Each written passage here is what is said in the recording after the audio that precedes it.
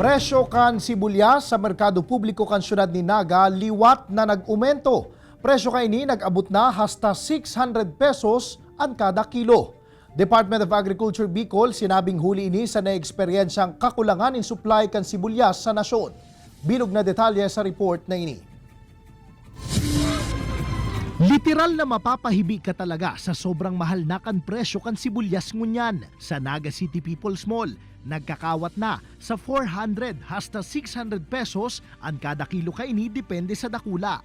Presyong gold na ngani para sa kadaklan. Alagad kulang man subutan pagluluto kun mayong sibuyas. Kun kaya ang pirang parabakal, nagtitipid na sana. Wala tayong magagawa. Hanap na lang ng medyo mura. Ang binabakal ko niyan, doon sa Raditon lang.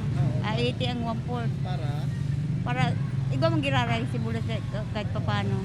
Para man sa paraluto na si Leonisa, ang dating tulo hasta apat na sibuyas na rekado para sa iyang sisig, ngunyan, ginibo na niya sa nang duwa. Medyo kaunti na lang. Dapat madami yan. Kaunti na lang bawas. Para makatipid-tipid din. Kasi wala nang madidilin siya pag yung talagang sinagad mo sa recipe. Para man sa mga paratyenda, day maninda maut na magpalangkaw nin presyo. Alagad mayo man sindang maginibo, huli tadikit na subuot na nag-aabot na supply sa sainda. Wala naman dumadating. Wala ang supply. Kasi yung mga biyaherong Nueva Ecija, ayaw na nila magbiyahe kasi mag-New Year. Ayaw nila mag-New Year dito. Basado man sa pag-aadal kan Department of Agriculture, nasa 140 pesos na ang presyo kan sibuyas kan Setyembre. Asin nagdoble ang presyo kaini pag-abot kan Nobyembre. Alagad paglaog kan Disyembre, naglangkaw pa ini hasta 300 pesos.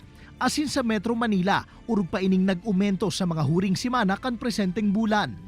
Sigun man sa DA Bicol, dakula ang tsansa na maghuros ang presyo kan sibuyas pag-abot kan masunod na taon. Hinihintay po natin ang harvest season po sa mga region 1 to 4. Siguro po pagdating ng mga next year, mga January or February, mag-uumpisa na po ang pag-harvest. So, pwedeng bumababa na ang presyo ng sibuyas po. Pagirumduman ka na hensya sa publiko, maginwais na parabakal ngunya na panahon, nganing maibitaran nakapuson sa budget.